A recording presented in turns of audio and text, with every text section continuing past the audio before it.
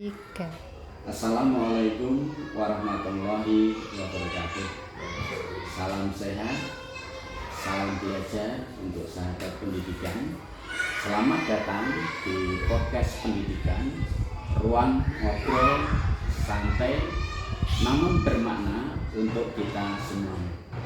Menjelang akhir semester, satu topik yang hampir selalu menjadi perhatian bersama adalah asesmen sumatif akhir semester dan pembagian rapor. Di episode kali ini kita akan ngobrol bersama Mas Saleh, guru SD Negeri Jati Jajar 2, untuk membahas persiapan pembagian rapor semester 1, khususnya terkait penggunaan aplikasi rapor yang selaras dengan pedoman pembelajaran dan asesmen revisi tahun 2025. Mari kita mulai obrolan ini dengan santai dan reflektif. Mas Saleh, terima kasih sudah bergabung. Sebelum masuk lebih jauh, kita sepakati terlebih dahulu, yaitu subtema obrolan kita hari ini. Kita akan fokus pada aplikasi rapor yang digunakan dalam pembagian rapor semester 1 sesuai pedoman terbaru. Menurut Mas Saleh, mengapa subtema ini penting untuk dibahas? Terima kasih atas kesempatan yang diberikan kepada saya. Menurut saya, subtema ini penting karena di akhir semester 1 banyak guru yang fokus dalam teknis pengisian rapor, tetapi belum semuanya memahami benar makna aplikasi rapor. Yaitu aplikasi rapor sebenarnya adalah alat untuk menyampaikan makna asesmen, bukan sekedar menginput angka. Apalagi dengan pedoman pembelajaran dan asesmen revisi 2025, ada penekanan pada deskripsi capaian belajar yang lebih bermakna bagi siswa dan orang tua. Menarik sekali. Jadi, kalau dikaitkan dengan itu, apa sebenarnya tujuan Mas Saleh menggunakan aplikasi rapor sesuai pedoman revisi tahun 2025 dalam asesmen sumatif akhir semester?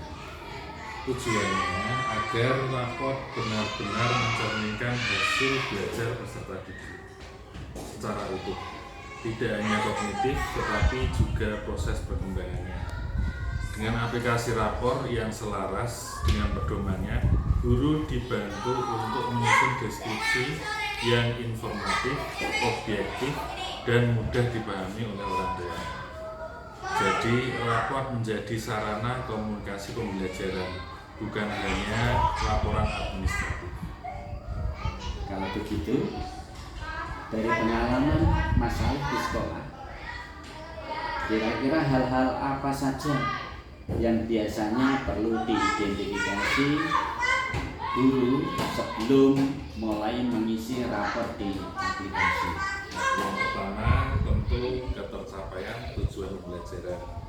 Guru perlu memastikan data asesmen sumatif semuanya sudah terlaksana, sudah lengkap dan relevan. Yang kedua, kesesuaian teknik asesmen yang digunakan dengan karakteristik siswa yang ada di sekolah. Yang ketiga, kesiapan guru memahami fitur aplikasi rapor, terutama bagian deskripsi capaian. Dan yang tidak kalah penting, kesiapan sekolah dalam menyampaikan persepsi antara guru sehingga rapor tidak berbeda-beda makna. Dari identifikasi itu, kira-kira langkah apa yang biasanya Mas Saleh dan rekan-rekan guru di SD Negeri Jati Jajar 2 ini dalam merencanakan agar pengisian rapor berjalan lebih tertib dan bermakna? Kami biasanya menyusun rencana aksi sederhana Seperti yang pertama, menyepakati kriteria ketercapaian belajar di awal. Kemudian menentukan waktu khusus untuk verifikasi nilai dan deskripsinya. Selanjutnya, berdiskusi ringan antar guru tentang redaksi deskripsi rapor. Kemudian memastikan wali kelas memahami cara menyampaikan isi rapor kepada orang tua. Nah, dengan perencanaan ini, proses pengisian rapor jadi lebih tenang dan terarah.